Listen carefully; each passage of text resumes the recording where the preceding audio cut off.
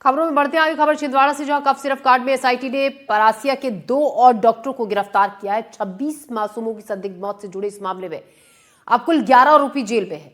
इन दोनों की गिरफ्तारी के बाद मामले में नए खुलासे होने की भी उम्मीद है।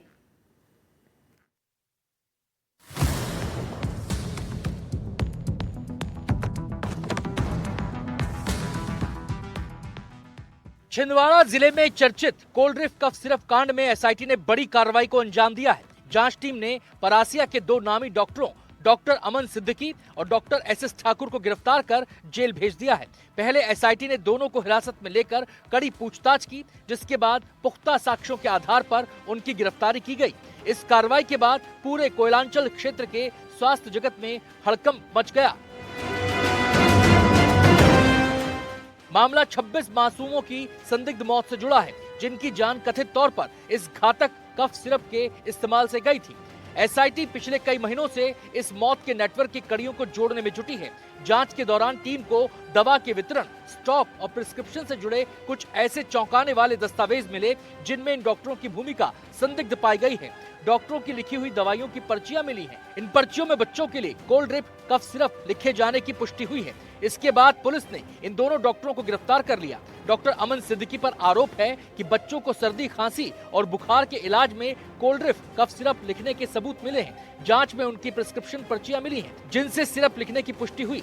डॉक्टर प्रवीण सोनी की गिरफ्तारी के बाद से सरकारी ड्यूटी से गैर हाजिर बताए गए। इनकी लिखी दवाइयां अक्सर पारस मेडिकल स्टोर से ही ली जाती थी।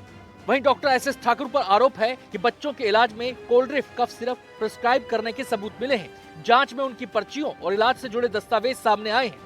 दवा की सप्लाई चेन, डॉक्टरों की भूमिका और अन्य संबंधित लोगों की जांच जारी है और 2 डॉक्टरों की गिरफ्तारी के बाद माना जा रहा है कि इस पूरे मामले में आगे और बड़े खुलासे हो सकते हैं। दरअसल मासूमों की मौत के केस में एमपी सरकार ने मामले की जांच के लिए विशेष जांच दल का गठन किया था। टीम पिछले 6 महीने से दवा की सप्लाई, डॉक्टरों की पर्चियों और इलाज से जुड़े दस्तावेज की जांच कर रही थी। इस मामले में इससे पहले भी पुलिस कार्रवाई कर चुकी है। परासिया के डॉक्टर प्रवीण सोनी समेत कुल 9 आरोपियों को गिरफ्तार कर जेल भेजा जा चुका है, जो पिछले करीब 6 महीनों से न्यायिक हिरासत में है। एनडीटीवी के लिए छिंदवाड़ा से शाश्वत शर्मा की रिपोर्ट।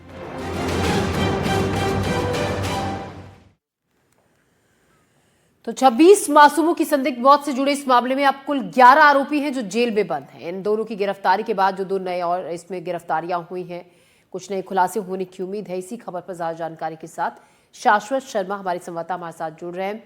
शाश्वत, 2 और गिरफ्तारी इस मामले में हुई हैं। लगातार जो लोग इस पूरे मामले में अभी तक हिरासत में लिए गए हैं, कुछ गिरफ्तार हुए हैं, पूछताछ का जो सिलसिला है लगातार जारी है। अब कहा यह जा रहा है कि इन 2 से भी पूछताछ में कुछ और अहम जानकारी भी जांच टीम के हाथ लग सकती है।